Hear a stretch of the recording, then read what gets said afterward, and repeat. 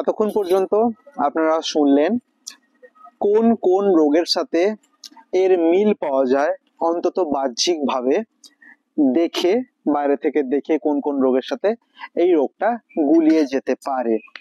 এইবারে চলে আসবো খুব ইম্পর্টেন্ট একটা পার্ট, যে পার্টে আমি আপনাদেরকে বলবো এটা কি করে ছড়ায়, কিভাবে ছড়ায় এবং কোথায় কোথায় ছড়াতে পারে। আউটলাইন দিয়েছি আমি আগে, এখন আপনাদেরকে আমি বলবো যে হোস্ট, কোন হোস্টে এ ছড়াতে পারে এবং এর প্যাথোফিজিওলজি অর্থাৎ কিভাবে ছড়ায় সেটা জানাটা এই জন্যই ইম্পর্টেন্ট। না হলে আপনারা বুঝতেও পারবেন না বাগানে কোন সময়ে আক্রমণ করবে, কিভাবে ছড়াবে এক জায়গা থেকে আরেক জায়গা, আর কিভাবে এই এক জায়গাতে বসে সেই জায়গাতে ইনফেকশন তৈরি করবে। তো তার জন্য চলুন জেনে নেওয়া যাক এটার জন্য দায়ী কোন কোন গাছ, কোন কোন গাছে এটা হতে পারে, কিভাবে হতে পারে, কি করে ছড়াতে পারে। সবার প্রথম বলে দিই, এখানে যেহেতু আমি আম গাছ সম্বন্ধে কথা বলছি তাই আমি অন্যান্য স্পিসিসের ব্যাপারে কথা বলবো না। কোলাটোট্রিকামের ব্যাপারে যে সমস্ত কোলাটোট্রিকাম আম গাছে ছড়ায় সেগুলোর ব্যাপারেই কথা বলছি। নেক্রোট্রফিক এবং বায়োট্রফিক ফেজ সম্বন্ধে একটুখানি বলে দিই। বায়োট্রফিক ফেজ হচ্ছে ফাঙ্গাসটা ছড়ালো অর্থাৎ এক জায়গা থেকে আরেক জায়গাতে এলো, এই যে এলো, এই এসে ও ওই জায়গাতে বাসা করলো, এই এতটা পর্যন্ত হচ্ছে বায়োট্রফিক ফেজ। নেক্রোট্রফিক ফেজ, নেক্রোসিস অর্থাৎ নষ্ট করা, ওই জায়গাতে বসার পরে বংশ বিস্তার করা এবং ওই জায়গাটাকে নষ্ট করে দেওয়া, সেটাই হচ্ছে নেক্রোট্রফিক ফেজ। তো বায়োট্রফিক ফেজ বছরের যে কোনো সময় চলতে পারে, কিন্তু নেক্রোট্রফিক ফেজ অর্থাৎ যে ফেজটা বা যে সময় ওই ফাঙ্গাসটা বংশ বিস্তার করে এবং যেখানে বসেছে সেই জায়গার ক্ষয় সাধন করে, সেই নেক্রোট্রফিক ফেজটা কিন্তু যখন রিলেটিভ হিউমিডিটি 98% বেশি, বলা ভালো 95% বেশি হবে তখনই। তার কম হিউমিডিটি থাকলে, অর্থাৎ ইন জেনারেল ভাবে বলা যেতে পারে গরমকালে বা শীতকালে এ ছড়ায় না। কখন ছড়ায়? একদম পিক রেনি সিজনে, পিক মনসুনে, সেই সময় বাতাসের আর্দ্রতার পরিমাণ প্রচুর থাকে। তাই সেই সময় কোলাটোট্রিকামের যে কোনো স্পিসিস খুব সহজেই, শুধু কোলাটোট্রিকাম নয়, অল্টারনারি, অল্টারনাটা, আরো যে সমস্ত ছত্রাকের সম্বন্ধে আপনাদেরকে আমি বললাম সেই সমস্ত ছত্রাক বংশ বিস্তার করতে পারে। তাই হিউমিড এরিয়াতে, যেরকম ইন্দোনেশিয়া সারা বছরই বৃষ্টি হয়, ওখানে ওখানে আম চাষ করা খুব মুশকিল, অন্তত অ্যানথ্রাকনোজ থেকে গাছকে বাঁচানো খুব মুশকিল রিলেটিভলি ইন্ডিয়ার থেকে। পরের পয়েন্ট, দেখা গেছে টেম্পারেচারের এক্সট্রিমসে এ বায়োট্রফিক ফিজটাই শুধু দেখাতে পারে, অর্থাৎ আপনার ওখানে হিউমিডিটি, আপনি যেখানে থাকেন সেই জায়গার হিউমিডিটি সবসময় 70%, 60%, 50% আরো কম, সেই সব জায়গাতে কিন্তু কোলাটোট্রিকামের খুব একটা বেশি আমরা উৎপাত দেখতে পাবো না। যেমন মেক্সিকোতে খুব একটা বেশি কোলাটোট্রিকাম দেখা যায় না, যদিও পোস্ট হারভেস্ট প্রচুর পরিমাণে এই ক্ষতি করে অ্যানথ্রাকনোজ ডিজিজ, কিন্তু প্রি হারভেস্ট বা বায়োটিক ফেজে এই গাছের পাতার ক্ষতি, টিউবিগের ক্ষতি, ফুলের ক্ষতি, এই সমস্ত ক্ষতি সাধন কিন্তু ইন জেনারেল কেসে মেক্সিকো বা ওই সমস্ত জায়গার যে দেশ যেগুলোতে সারা বছরই মোটামুটি গরম থাকে সেখানে করতে পারে না, এবং হিউমিডিটি যেখানে সবসময় মোটামুটি 60-এর নিচে থাকে। এই ছিল এটা কোন টেম্পারেচারে কোন আইডিয়াল কন্ডিশনে বেড়ে উঠতে পারে তার কয়েকটা পয়েন্ট। এবারে আমি বলবো এই ফাঙ্গাসটা আইডিয়াল টাইমে তো বেড়ে উঠলো, এরপরে ছড়াবে কি করে, এক গাছ থেকে আর এক গাছে যাবে কি করে। অনেকেই প্রশ্ন বলে থাকেন এবং প্রশ্ন করেন যে একটা গাছে কালো পাতা দেখা যাচ্ছে, তার পাশের গাছেও দেখা যাচ্ছে, এটা ছড়ালো কি করে, বা দাদা এটা কি করে আটকাবো। কি করে আটকাবেন সেটা জানার থেকে বেশি জরুরি যেটা জানা, কি করে ছড়ালো সেটা। প্রধানত ওয়াটার স্প্ল্যাশ, জল ছিটকে এইটা সবচেয়ে বেশি ছড়িয়ে থাকে। এছাড়া এটা সয়েল বর্ন হতে পারে, এটা এয়ারবোর্ন হতে পারে, এটা সিড বর্ন হতে পারে, এটা ইনসেক্ট বর্ন হতে পারে। বর্ন মানে কি? বাহিত, জলবাহিত, বায়ুবাহিত, মাটিবাহিত, বীজবাহিত, পোকামাকড় বাহিত। অর্থাৎ একটা গাছের যে জায়গাতে অ্যানথ্রাকনোজ ইনফেস্টেশন হয়েছে এবং সে সেই সময় বংশবিস্তার করছে, সেটা বলবো আমি আস্তে আস্তে কি করে বংশবিস্তার করে, কি করে বংশবিস্তার করছে সেই ফাঙ্গাসটা, সেই সময় ধরুন এই পাতাটাতে ফাঙ্গাস হয়েছে, এইখানটাতে ফাঙ্গাস হয়েছে, ওপর থেকে আমি জল দিচ্ছি, এই জলটা এই পাতাতে পড়ে এখান থেকে তলায় গড়িয়ে পড়লো, তলার সমস্ত পাতাতে হয়ে যাবে। ন্যাচারালি বৃষ্টির জন্য এটা সবচেয়ে বেশি ছড়িয়ে থাকে। তাই আমি বলি বর্ষাকালে গাছকে একটু অ্যান্টিফাঙ্গাল দিয়ে রাখা ভালো। এবং আপনারাও শুনে থাকবেন যে বর্ষাকালে গাছে ছত্রাক লাগে। ছত্রাক লাগে কেন লাগে? ওয়াটার স্প্ল্যাশ, এই জল। তাই চেষ্টা করবেন, অনেকে বলেন যে গাছকে পুরোটা ভিজিয়ে দেন। দেখুন, গাছকে ভিজিয়ে দেওয়া খুব ভালো, আবার খুব খারাপ। খুব ভালো যদি গাছে কোনো রোগ না থাকে, বিশেষ করে ফাঙ্গাল ইনফেকশন। খুব খারাপ যদি গাছে কোনো রকম ফাঙ্গাল ইনফেকশন থাকে। তার কারণ এইখানে ফাঙ্গাল ইনফেকশন আছে, আপনি গাছের পুরোটা ভেজাচ্ছেন, এইখানে জল পড়লো, সেই জলটা এই পাতায় পড়লো, তলায় ছোট গাছ আছে সেগুলোতে পড়লো, সমস্ত গুলোতে ফাঙ্গাল অ্যাটাক আমরা দেখতে পাবো। এইবারে সবচেয়ে ইম্পর্টেন্ট জিনিস আমাদেরকে জানতে হবে এর প্যাথোফিজিওলজি। এ কি করে বংশ বিস্তার করে এটা জানাটাও অত্যন্ত রকম ভাবে জরুরি। ওপর থেকে শুধু কালো দাগ হয়ে গেছে, কপার অক্সিক্লোরাইড স্প্রে করে দিন, একটু লালচে দাগ হয়ে গেছে এইটা স্প্রে করে দিন, ওই রকম করে ট্রিটমেন্ট হয় না, ওরকম করে ট্রিটমেন্ট করবেন না গাছে। প্যাথোফিজিওলজি বলবো আপনাদেরকে, তার আগে একটা ইন্টারেস্টিং ফ্যাক্ট আপনাদেরকে আমি বলে দিই। কোলাটোট্রিকাম গ্লিওস্পোরিওইডস ফাঙ্গাস অযৌন জনন করবে, কিন্তু ট্রিকি পার্ট হচ্ছে যখন এনভায়রনমেন্টাল কন্ডিশন ফেভারেবল থাকে না, যখন হিউমিডিটি 90-এর ওপর নেই, 95-এর ওপর নেই, প্রচন্ড হাই টেম্পারেচার বা প্রচন্ড লো টেম্পারেচার, তখন এই বংশ বিস্তার কি করে করবে? তখনই কি করে থাকবে? তখন এরা যৌন জনন করে। তাই গ্লোমেরুলা সিঙ্গুলাটা তার আর একটা নাম। অর্থাৎ অ্যানথ্রাকনোজ ডিজিজ একই ফাঙ্গাসের যৌন দশা বা অযৌন দশা দুটো দ্বারাই আক্রান্ত হতে পারে। মোস্টলি 99% কেসেই যেটা হয়ে থাকে সেটা অযৌন দশার জন্য আক্রমণ হয়ে থাকে। যৌন দশা যখন টেম্পারেচার ফাঙ্গাসও রিজিড, আমি আক্রমণ করবই, তখন সে কি করে? কোনো ওয়েদার কন্ডিশন ফেভারেবল নেই, সমস্ত তার বিপক্ষে রয়েছে, কিন্তু তাও সে বংশ বিস্তার করে। কি করে? যৌন জনন করে। এবং সেই কোলাটোট্রিকাম গ্লিওস্পোরিওইডস যখন যৌন জনন করে তখন তাকে আর এক নাম দেওয়া হয়, সেই নাম হলো গ্লোমেরুলা সিঙ্গুলাটা। এই গ্লোমেরুলা সিঙ্গুলাটা কোলাটোট্রিকাম গ্লিওস্পোরিওইডস এর যৌন অবস্থার নাম। এইবারে একে একে বলি জীবন চক্রটা। ইনসেক্টেও বলেছি, এখানে ফাঙ্গাসেও। বিশেষ করে এই ফাঙ্গাসের আপনার জানার দরকার যৌন দশাটা বা অযৌন দশাটা কি করে সম্পূর্ণ হয়। সবার প্রথম অযৌন দশা। ফাঙ্গাসের একটা বিশেষ ধরনের অঙ্গ থাকে, এরকম চেয়ার বা কুশনের মতো দেখতে, দেখতে পাচ্ছেন, একে অ্যাসারভিলাস বলা হয়ে থাকে। এই অ্যাসারভিলাস এমন একটা জায়গা যেখান থেকেই কিন্তু ফাঙ্গাসের বা ছত্রাকের অযৌন জনন শুরু হয়। এই অ্যাসারভিলাস থেকে তৈরি হয় কনাইডোফোর। এই কনাইডোফোর অর্থাৎ এক ধরনের কাঁটার মতো জিনিস, তার গায়ে তৈরি হয় কনিডিয়া অর্থাৎ স্পোর, অর্থাৎ রেণু, ছত্রাকের রেণু। এই অ্যাসারভিলাস থেকে কনাইডোফোর থেকে কনিডিয়া অর্থাৎ স্পোর বা রেণু তৈরি হয়। এই রেণুগুলো তৈরি হওয়ার পরে রেডি, রেণু তৈরি হয়ে গেছে। রেণু আমরা কি জানি? উড়ে উড়ে এক জায়গা থেকে আরেক জায়গায় চলে যায়। তো এই ছত্রাকের রেণুগুলো আমরা খালি চোখে দেখতে পাবো না। যেখানে অ্যাসারভিলাস আছে, অর্থাৎ যে জায়গাতে ইনফেকশন আছে সেই সমস্ত জায়গাতে অনেকদিন ধরে যেখানে ফাঙ্গাস রয়েছে সেই সমস্ত জায়গাতে অ্যাসারভিলাস ক্রিয়েট করার পর রেণু তৈরি হয়ে গেছে, তার জীবন চক্রের একটা পুরো সাইকেল ঘুরে এসছে। তখন সেই রেণুগুলো এবারে ওয়াটার স্প্ল্যাশ বা এয়ার বা অন্য কোনো কিছুর দ্বারা কোথায় কোথায় যেতে পারে। ধরুন এখানে ইনফেকশন হয়েছে, কোথায় কোথায় যেতে পারে একটা একটা করে বলে দিই।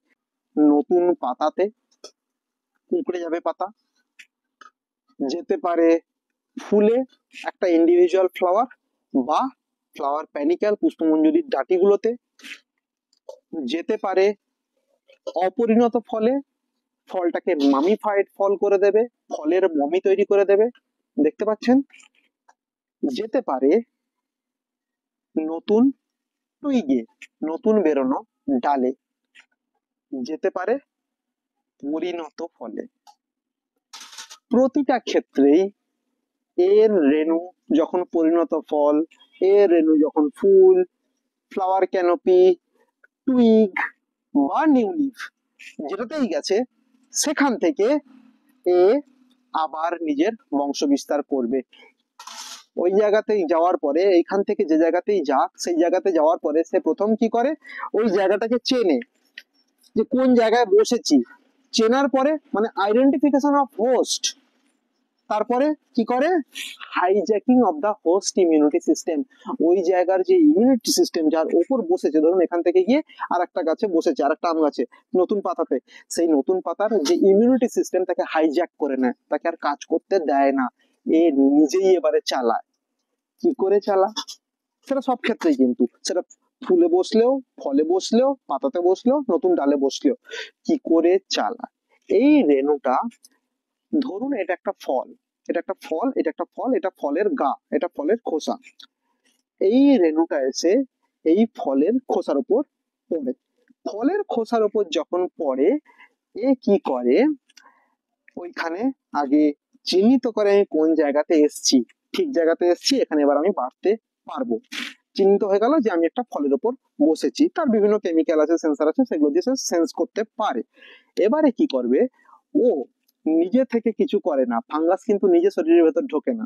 কি করে ঢোকে, এই জায়গাতে রেণুটা বসেছে, রেণু থেকে তার একটা বিশেষ অঙ্গ তৈরি হয় যাকে বলা হয় অ্যাপ্রিসোরিয়াম।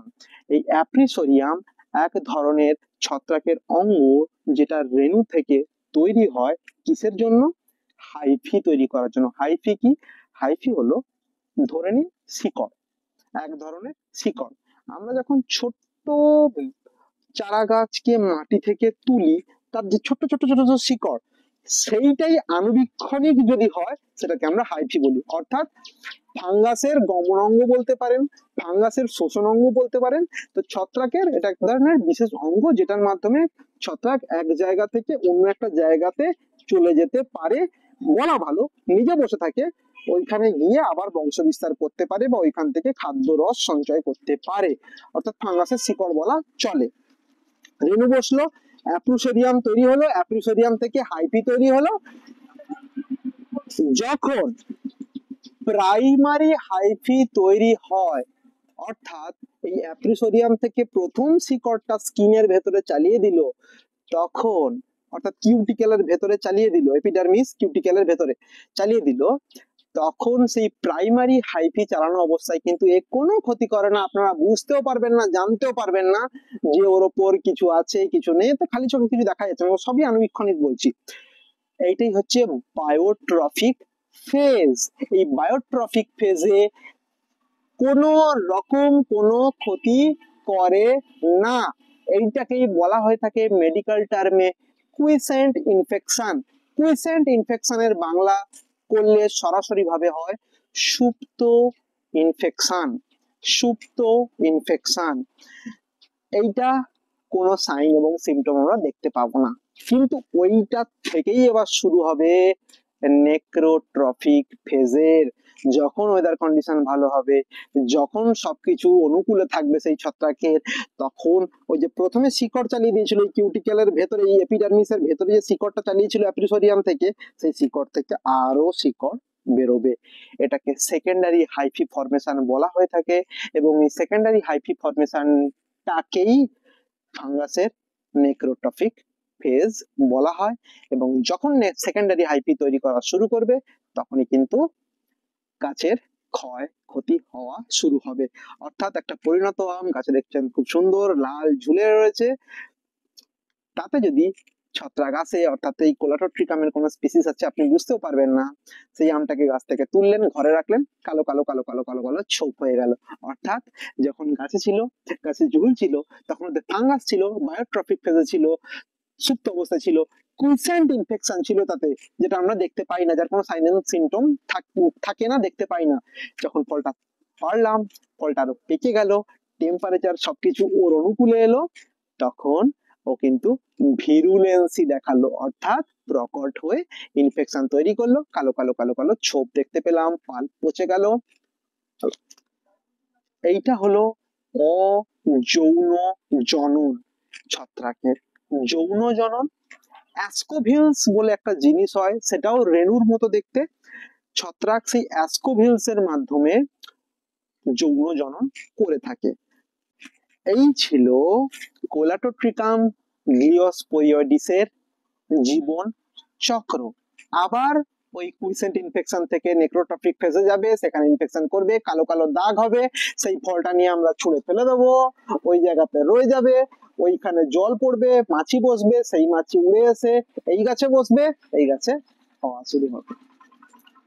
আনলিমিটেড সাইকেল চলতেই থাকে আপনার বাগানে, এই সাইকেলের কোনো শেষ হয় না। তার কারণ এই ইনফেকশন যখন শুরু হয় তখন এর কোনো সন্ধান আমরা পাই না, এটা বুঝতেও পারি না। কখন আমরা বুঝতে পারি? যখন আর কিছু করার নেই। আমের গায়ে কালো দাগ হয়ে গেছে, আপনি বুঝলেন ফাঙ্গাল ইনফেকশন হয়েছে, কি করবেন? কিছু করার নেই। আপনাকে বুঝতে হবে কখন? যখন আমটা পরিপক্ক, গাছে ঝুলে রয়েছে, কোনো রকম কোনো দাগ নেই, তখন কুইসেন্ট অবস্থাতে। তাই এটা এতটা জরুরি। এইখানেই শেষ করব হোস্ট এবং প্যাথোফিজিওলজি কোলাটোট্রিকাম স্পিসিসের। এর পরে চলে আসবো দ্য মোস্ট ইম্পর্টেন্ট টপিক, যেটার জন্য এতক্ষণ ধরে আপনারা এত কিছু দেখছেন, সেটা হচ্ছে এর ট্রিটমেন্ট, এর চিকিৎসা, এর প্রতিকার কি? এক লাইনে বলা যাবে না। এটার প্রতিকার একদম শুরু থেকে শেষ পর্যন্ত আপনাকে জানতে হবে। একটা কোনো বিশেষ কেমিক্যালের নাম আমি বলে দিলাম, বলে দিলাম আপনাকে ডাইফেনাকোনাজোল 25 EC 1.5 ml per litre of water ব্যবহার করলে অ্যানথ্রাকনোজ চলে যায়। এইটা শুনে যদি মনে করেন আপনি আপনার বাগানে পুরো অ্যানথ্রাকনোজ হাটিয়ে দেবেন, অ্যানথ্রাকনোজের ট্রিটমেন্ট করে দেবেন, তাহলে হবে না। দেখতে থাকুন আমি কি কি ব্যাপারে এখানে কথা বলবো, সেগুলো মাথায় ঢুকিয়ে নেবেন ভালো করে, তাহলেই একমাত্র অ্যানথ্রাকনোজ ডিজিজকে তাড়াতে পারবেন। যেমনটা আপনারা আমার ম্যালফরমেশনের ভিডিও দেখে শিখেছেন, ঠিক সেরকমই এখানেও আপনাদেরকে শেখাবো। সবার প্রথমে একটা কথা মাথায় ঢুকিয়ে নিন, আপনার আম যদি বর্ষাকালে পাকে তাহলে আপনার আমে অ্যানথ্রাকনোজ হবেই, কেউ আটকাতে পারবে না, কোনো কেমিক্যাল আটকাতে পারবে না, কোনো কিছু দিয়েই আপনি আটকাতে পারবেন না। কেন বললাম? তার কারণ বহু মানুষ আমাকে প্রশ্ন করেন, দাদা এমন 5টা লেট ভ্যারাইটির নাম বলুন যেগুলো চাষ করে আমরা লাভবান হতে পারবো। 5টা লেট ভ্যারাইটির আমের নাম তো আমি বলে দেব, কিন্তু আপনার এলাকায় যদি আগস্ট মাসে আপনি আম তোলেন, সেই সময় বৃষ্টি হয় না তো? যদি বৃষ্টি শুরু হয়ে যায়, যদি বাতাসের আর্দ্রতা 90% বেশি হয়ে যায়, 95% বেশি হয়ে যায়, তাহলে ওই লেট ভ্যারাইটি আমে কোনো লাভ আপনারা পাবেন না। তার কারণ 50-60% আমই নষ্ট হয়ে যাবে। বিশেষ করে যারা কালারফুল জাত চাষ করতে চাইছেন, ভাবছেন আমরা একদম শেষে এক্সপোর্ট যোগ্য কালারফুল আম একটা একটা ব্যাগিং করে একটা একটা প্যাক করব, অনেক দামে বিক্রি করব, হবে না। তাই ভ্যারাইটি নির্বাচন হচ্ছে আমাদের প্রথম পদক্ষেপ অ্যানথ্রাকনোজ থেকে আমাদের ফলকে বাঁচানো। গাছের ব্যাপারেও বলছি, ফলকে যদি অ্যানথ্রাকনোজ থেকে বাঁচাতে হয় তাহলে লেট ভ্যারাইটি করা যাবে না। যদি আপনার হারভেস্টের সময় বৃষ্টি হয়, সেই সময় বিশেষ করে আম করা যাবে না। তাই যারা হুমড়ি খেয়ে পড়ছেন, লেট ভ্যারাইটি কিট বাজারে চলে এসেছে, কিট চাষ করব, কয়েকশো কোটি টাকার মালিক হয়ে যাবো 1 বছরের মধ্যে, হবে না, হবে না, বারবার বলছি হবে না। একজন কেউ, আমি এখানে চ্যালেঞ্জ করে দিচ্ছি এই ভিডিওটাতে, একজন কেউ অম্বিকাতে যেরকম অরিজিনাল কালার আসে, ম্যাঙ্গো ফেস্টিভ্যালে যেরকম অম্বিকা আসে, সেই রকম অম্বিকা, সেই রকম কালার যুক্ত অম্বিকা আগস্ট মাসে হারভেস্ট করে দেখান। পারবেন না, পারবেন না, হবে না। ওয়েস্ট বেঙ্গলে, বাংলাদেশে সবাই হুমড়ি খেয়ে অম্বিকা লাগিয়ে যাচ্ছেন, কারণ সেটা লেট ভ্যারাইটি বলে। আর লেট ভ্যারাইটি অম্বিকা, কিন্তু যেটার জন্য আপনি করছেন, আপনি যদি মনে করেন যে অম্বিকা আমি লোকাল মার্কেটে বিক্রি করব, লেট ভ্যারাইটি ভালো আম, লাল লাল, ঠিক আছে। আপনি এক্সপোর্ট কোয়ালিটির অম্বিকা, যেরকম আপনারা লখনৌ মালিহাবাদে দেখে থাকেন, পুরো চকচকে লাল, পুরো এক তাইনো তামাগো আরউইনের মতো রং হয়ে গেছে, সেই রকম কালার আগস্ট মাসে হারভেস্ট করা অম্বিকাতে পাবেন না, কখনো পাবেন না। অ্যাটলিস্ট যে সমস্ত জায়গাতে আগস্টের শুরু থেকে বর্ষা ঢুকে যায়, সেই সমস্ত জায়গাতে। এবার বুঝতে পেরেছেন কেন আমি বললাম এত কথা। ট্রিটমেন্ট প্রোটোকল শুরু করার আগে দুটো জিনিস মাথায় রাখতে হবে, আমরা দুটো ভাবে এটাকে কন্ট্রোল করব। এক হচ্ছে প্রি হারভেস্ট কন্ট্রোল, এক হচ্ছে post harvest control. Pre harvest কন্ট্রোলের মধ্যে কি কি আছে? আমরা গাছের কন্ট্রোল করব, আমরা ফলে কন্ট্রোল করব, আমরা মাঠে কন্ট্রোল করব, এবং আমরা প্যাথোজেন যেটার জন্য হয় আরো অন্যান্য কীট পতঙ্গ তার কন্ট্রোল করব। এগুলো হচ্ছে pre harvest control. Post harvest কন্ট্রোলের মধ্যে কি রয়েছে? শুধু আম। পোস্ট হারভেস্ট মানে গাছ থেকে পেড়ে নিয়েছিস, তা আমই রয়েছে, সুতরাং সেই আমের কন্ট্রোল কি কি ভাবে করব তার একটা আউটলাইন আমি আমাদেরকে দিয়ে দিচ্ছি। আমরা যখন প্রি হারভেস্ট ম্যানেজমেন্ট করব, তার মধ্যে সবার প্রথম বললাম আমরা আম গাছ, আম গাছের কি কি জিনিসের প্রতি আমাদেরকে লক্ষ্য রাখতে হবে। সবার প্রথম আম গাছে আমাদেরকে ভ্যারাইটি, কোন ভ্যারাইটির আম গাছ লাগাচ্ছি সেটা সিলেক্ট করতে হবে, দেখতে হবে সেই ভ্যারাইটিটাতে অ্যানথ্রাকনোজ লাগে কি লাগে না। সেই ওয়েদারে ফ্লোরিডাতে জিল ভ্যারাইটিতে অ্যানথ্রাকনোজ লাগে না, রেজিস্ট্যান্স। আবার সেই জিল ভ্যারাইটি যখন ইন্দোনেশিয়াতে চাষ করা হচ্ছে, ফিলিপিন্সে চাষ করা হচ্ছে, সেটা অ্যানথ্রাকনোজ প্রোন, প্রচুর পরিমাণে অ্যানথ্রাকনোজ লাগছে। সুতরাং এই বোকামিটা করবেন না। একটা কোথাও গুগলে লেখা আছে Zill variety is resistant to anthracnose. Zill variety 200 acre জায়গা চাষ করবো, জিল, অ্যানথ্রাকনোজ লাগে না। এইরকম হটকারিতা করবেন না। এরকম হটকারিতা, এই চাষ হটকারিতার বিষয় নয়, চাষ হটকারিতার বিষয় নয়। আপনাকে জেনে বুঝে করতে হবে। আপনার লোকাল যেখানে কৃষি বিভাগ রয়েছে সেখানে জিজ্ঞেস করুন। আপনি সেখান থেকে কোনো তথ্য না পেলে নিজে লাগিয়ে দেখুন, 2টো গাছ, 3টে গাছ, 4টে গাছ, ট্রায়ালে 5 বছর লাগিয়ে দেখুন। 2 বছরে কোটিপতি কেউ হয়নি, হবেনও না আপনি। তো আপনাকে দেখতে হবে ট্রায়াল অ্যান্ড এরর মেথডের মাধ্যমে ভ্যারাইটি সিলেকশন জরুরি। দ্বিতীয়র মধ্যে রয়েছে আমাদেরকে বিভিন্ন রকম পেস্টিসাইড ব্যবহার করতে হবে এই অ্যানথ্রাকনোজকে কন্ট্রোল করতে। সেটা কখন কিভাবে আমি পরে বলছি। 3 নম্বর পয়েন্টে কোয়ারেন্টাইন, গাছকে কোয়ারেন্টাইন রাখতে হবে। অর্থাৎ কোনো একটা জায়গা থেকে আপনি গাছ আনলেন, সেটা বিদেশ থেকে হোক, কোনো নার্সারি থেকে হোক, কোনো অন্য জায়গা থেকে হোক, দেশের কোনো অন্য জায়গা থেকে হোক, সেখান থেকে গাছ এনে আপনি একটু আলাদা রাখবেন। বাগানের মাঝখানে হঠাৎ করে নিয়ে আসবেন না, তাকে বাগান থেকে একদম আলাদা জায়গায় রাখুন যেখানে হোস্ট প্লান্ট নেই। অর্থাৎ অন্য কোনো আম গাছ বা পেঁপে গাছ বা কফি গাছ এরকম জাতীয় গাছ নেই যেগুলোতে অ্যানথ্রাকনোজ হয়ে থাকে, সেই রকম কোনো গাছ নেই। তাকে সম্পূর্ণ আলাদা জায়গায় রাখবেন এবং পর্যবেক্ষণ করবেন। অন্তত 6 থেকে 7 মাস তাকে রাখতে হবে কোয়ারেন্টাইনে। 3 নম্বর কালচারাল প্র্যাকটিস। কালচারাল প্র্যাকটিসের মধ্যে আমাদেরকে খেয়াল রাখতে হবে যে আমরা কোন সময় আম পাচ্ছি, কখন আমে ফুল আসছে, কোন সিজনে ফল আসছে, সেগুলো আমাদেরকে খেয়াল রাখতে হবে, লক্ষ্য রাখতে হবে। পরের পয়েন্ট, ফার্টিলাইজার অ্যাপ্লিকেশন। হেলদি গাছে রোগবালাই কম লাগে, হেলদি গাছে রোগবালাই কম লাগে, আনহেলদি গাছে রোগবালাই বেশি লাগে। গাছকে হেলদি রাখার জন্য যতটুকু সার প্রয়োগ দরকার ততটুকু আপনাকে করতে হবে, যদি আপনার মাটিতে না থাকে তবে। অতিরিক্ত সার প্রয়োগে আবার ইনজুরি হবে, সেখানে কিন্তু আবার ফাঙ্গাল ইনফেকশন হবে। পরের পয়েন্ট, হোস্ট প্ল্যান্ট রেস্ট্রিকশন। আগেই বললাম হোস্ট প্ল্যান্ট রেস্ট্রিকশন, যেরকম একটা গাছে যদি অ্যানথ্রাকনোজ হয়ে যায় তার আশেপাশের যে হোস্ট প্ল্যান্ট আছে সেগুলোকে সরিয়ে দিন, বা যেটাতে অ্যানথ্রাকনোজ হয়েছে সেটা যদি মাটি থেকে তুলে ফেলতে পারেন সেটাকে, বা টপটা সরাতে পারেন, সেটাকে নিয়ে গিয়ে অন্য জায়গায় রাখুন। তার কারণ হোস্ট প্ল্যান্ট পেঁপে জাতীয় গাছে এ কিন্তু ছড়িয়ে যায় বিপুল ভাবে, সেখানে যদি আম গাছ নাও থাকে তাহলেও। পরের point, removal of infected plant material. যে সমস্ত জায়গাতে ইনফেকশন হয়েছে, গাছের পাতাতে হোক, ফলে হোক, ফুলে হোক, যে সমস্ত জায়গাতে হয়েছে সেগুলোকে কেটে পুড়িয়ে দিন, বাগান থেকে দূরে ফেলে আসুন। কারণ আমি আগেই বলেছি হাওয়ার মাধ্যমে উড়ে চলে আসবে, সেখানে মাছি বসলো, সেই মাছিটা উড়ে এসে অন্য জায়গায় বসবে, সেখানে অ্যানথ্রাকনোজ হয়ে যাবে, তাই পুড়িয়ে দিন।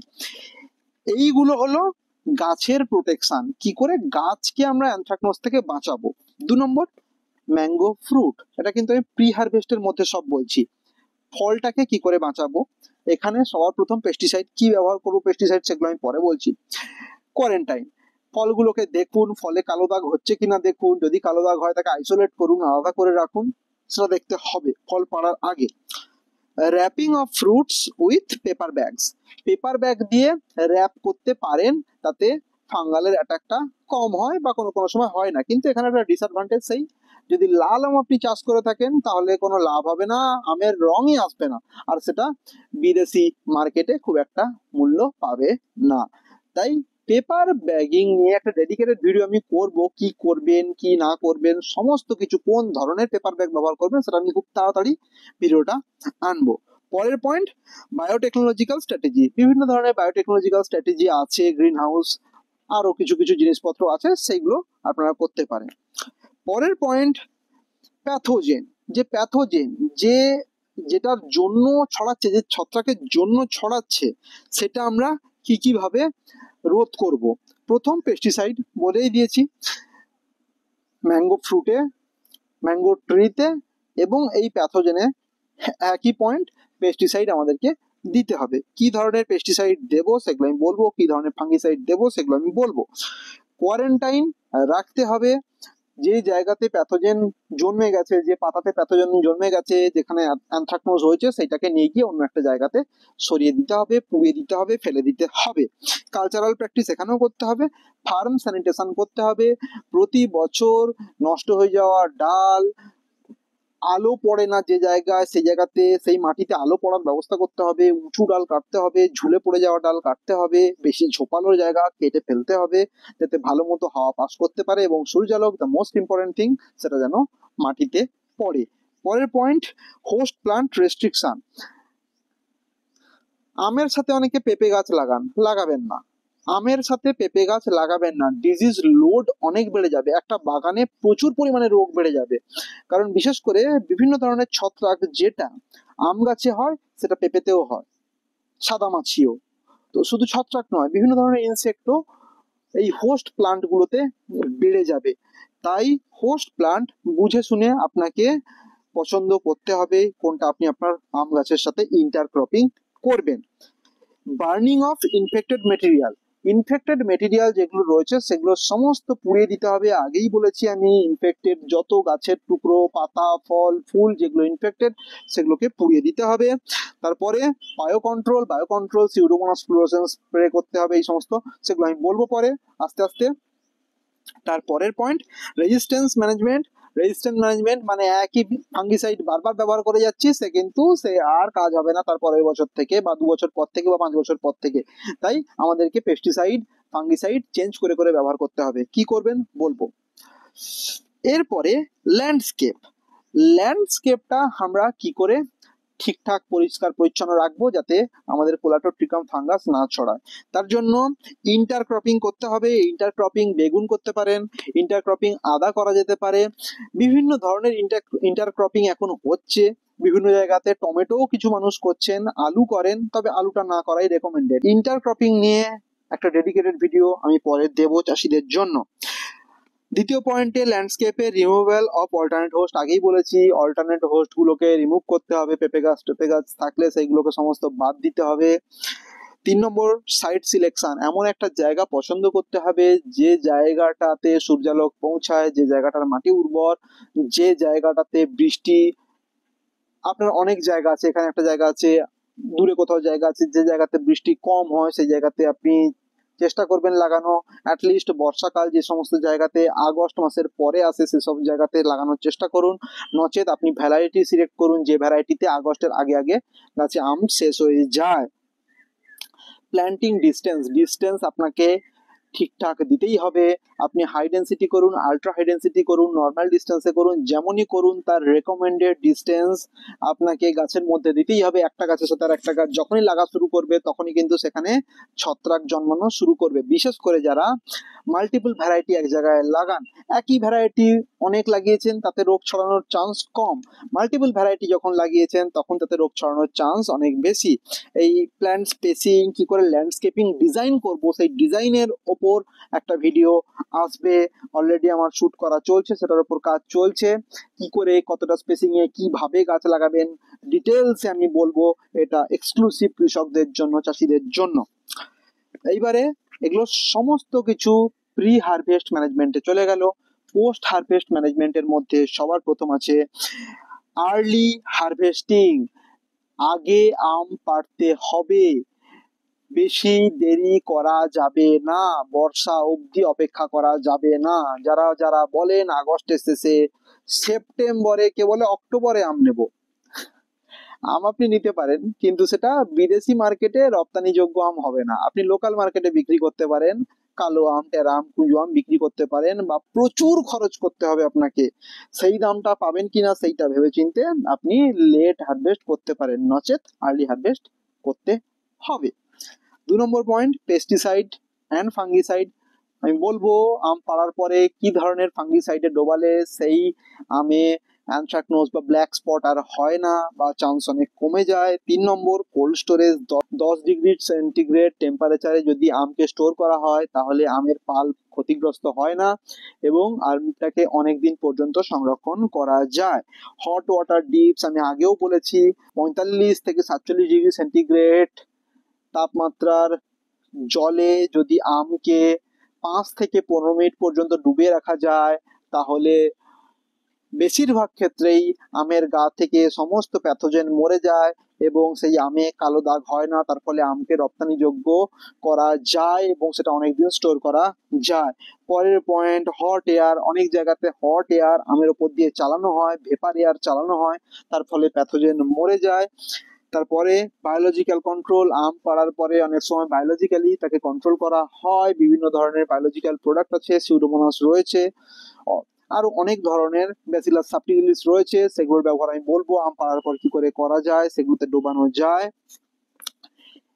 এত কিছু রয়েছে, এত কিছু, শুধু একটা কেমিক্যালের নাম বলে কি করে শেষ করব বলুন। এত কিছু আপনাকে মাথায় রাখতে হবে। আবারও বলছি, আর্লি ভ্যারাইটি চুজ করুন। যদি আপনার জায়গাতে, আপনি যেখানে থাকেন সেখানে আগস্ট মাসে বর্ষা আসে, আর্লি ভ্যারাইটি চুজ করুন। অর্ক নীলাচল কেশরী আপনার জন্য ভালো হবে অম্বিকার থেকে অনেক বেশি।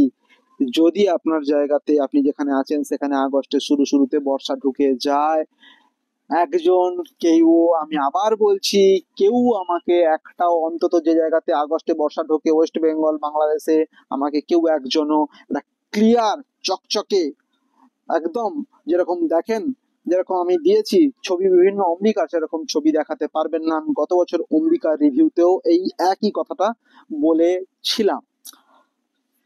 এইবারে কেমিক্যাল কন্ট্রোলের কথা আমি বলবো এবং কখন কি ব্যবহার করব সেগুলো সম্বন্ধে বলবো। গাছে যখনই অ্যানথ্রাকনোজ দেখবেন তখনই সেই জায়গাটার পাতাটা তুলে পুড়িয়ে দেবেন, ওর উপর স্প্রে করতে থাকবেন না। যে জায়গাতে অ্যানথ্রাকনোজ দেখছেন, অ্যাটলিস্ট ছোট গাছে, বড় গাছের কথা আমি বলছি না, 20 বছর 15 বছর 20 বছরের গাছে এত কিছু হয় না, আর হলেও গাছ নিজে ঠিক করে নেয়। কিন্তু দুধের শিশু যারা, তাদের একটুখানি কিছু যদি হয় সেই অংশটাকে আপনাকে কেটে বাদ দিতে হবে, বাদ দিয়ে তারপরে স্প্রে করতে হবে, শুধু স্প্রেটা সাফিসিয়েন্ট নয়। এবারে কখন কি স্প্রে করব, দেখা গেছে স্টাডিতে একটা বাগানে অ্যানথ্রাকনোজ কন্ট্রোল করার জন্য 25 বার স্প্রে করতে হতে পারে, অর্থাৎ প্রতি মাসে 2 বার করে স্প্রে করতে হতে পারে, কমার্শিয়ালি অবশ্যই, হোম গ্রোনারদের জন্য নয়। কি দেব, কখন দেব?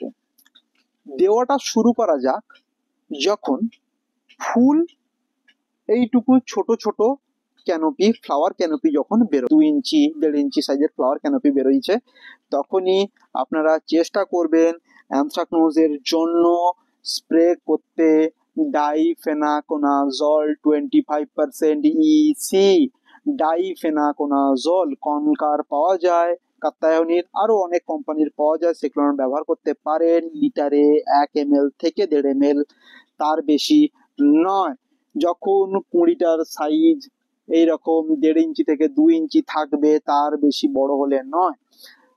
তারপরে যখন কুঁড়িটা 6 ইঞ্চি থেকে 8 ইঞ্চি সাইজ হয়ে গেল, ফুল ফোটা শুরু হবে করছে, তখন যদি আপনি গাছে ইনফেস্টেশন দেখতে পান, তাহলে তখন গাছে আপনাকে দিতে হবে hexaconazole 2 ml per litre of water. Tata Contaf Plus পাওয়া যায় অনেক, দেখতে পাচ্ছেন, সেটা দিতে পারেন।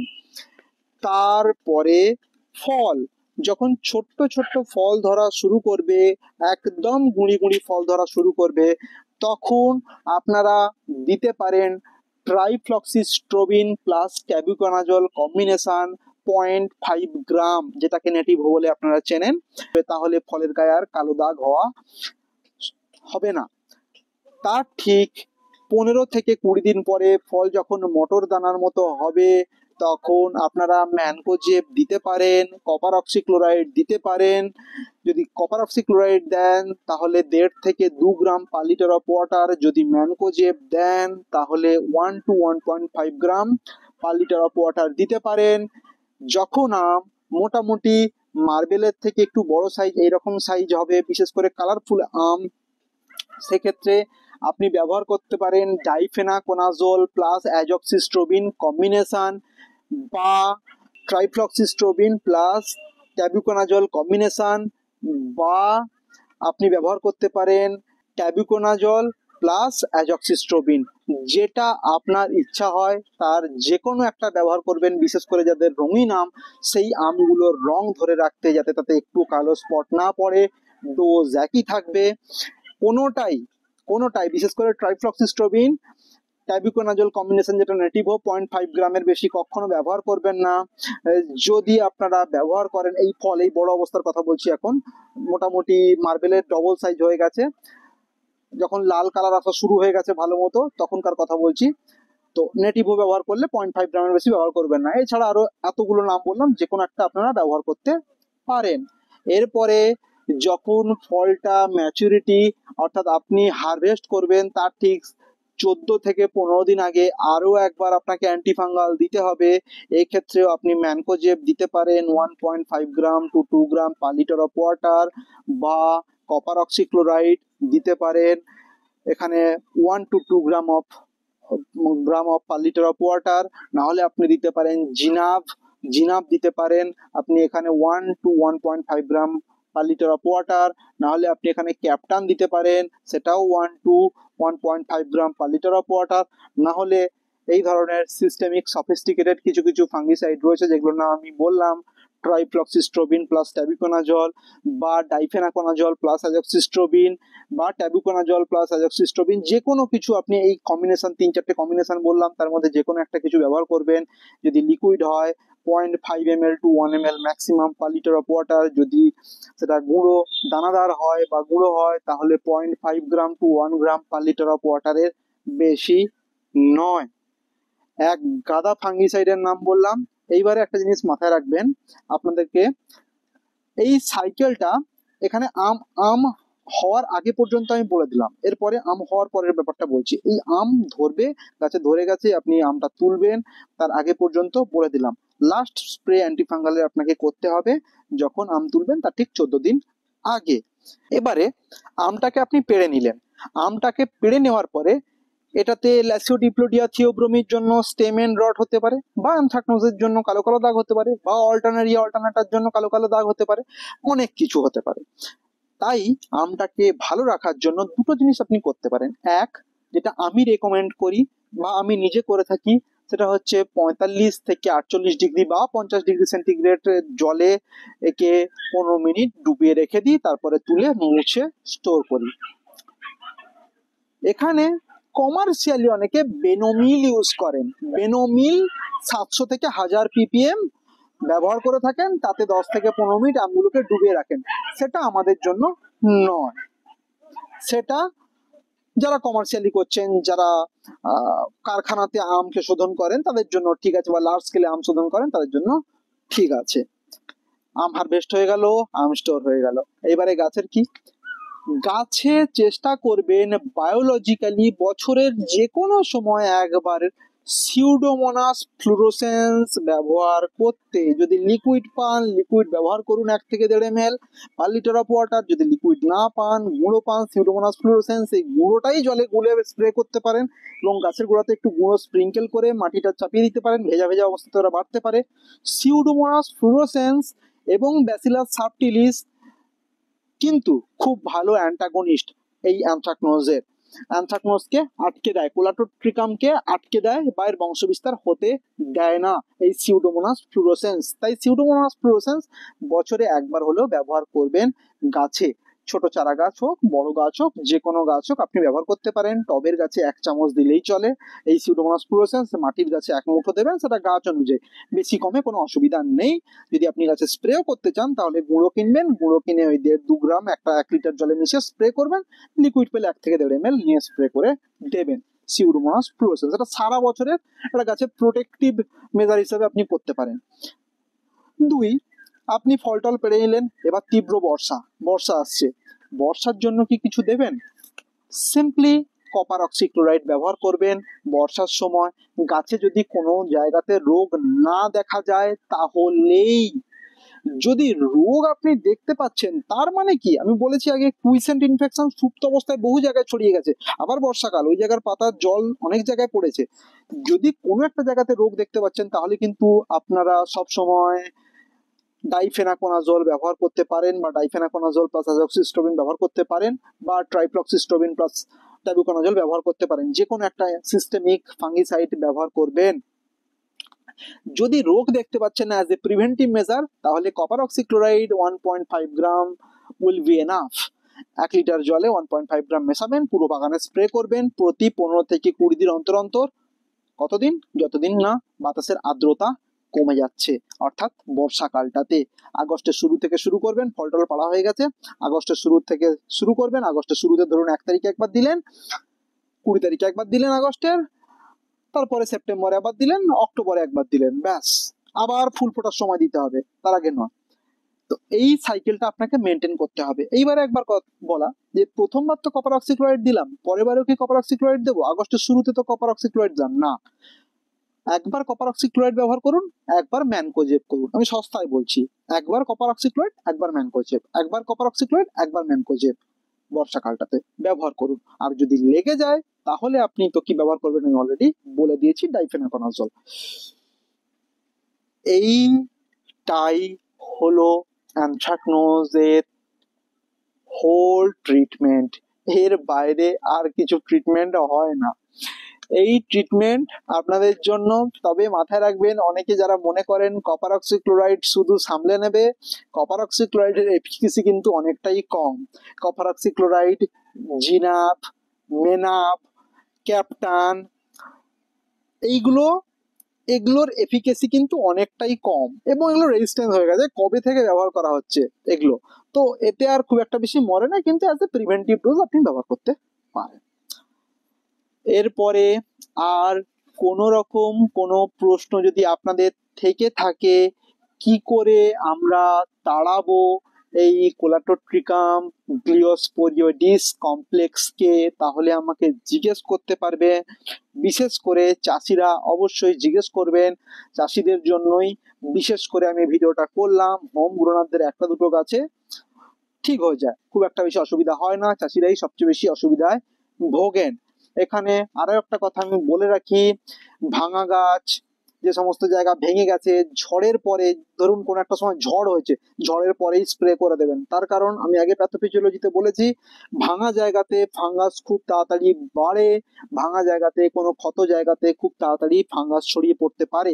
তাই ঝড়ের পরে স্প্রে করবেন, অতিরিক্ত বৃষ্টি হলে তারপরে স্প্রে করবেন। এগুলো স্পেশাল কন্ডিশন, এই স্পেশাল কন্ডিশনেও আপনাকে স্প্রে করতে হবে। শেষ করব আমাদের কোলাটোট্রিকাম গ্রুপ নিয়ে কথাবার্তা।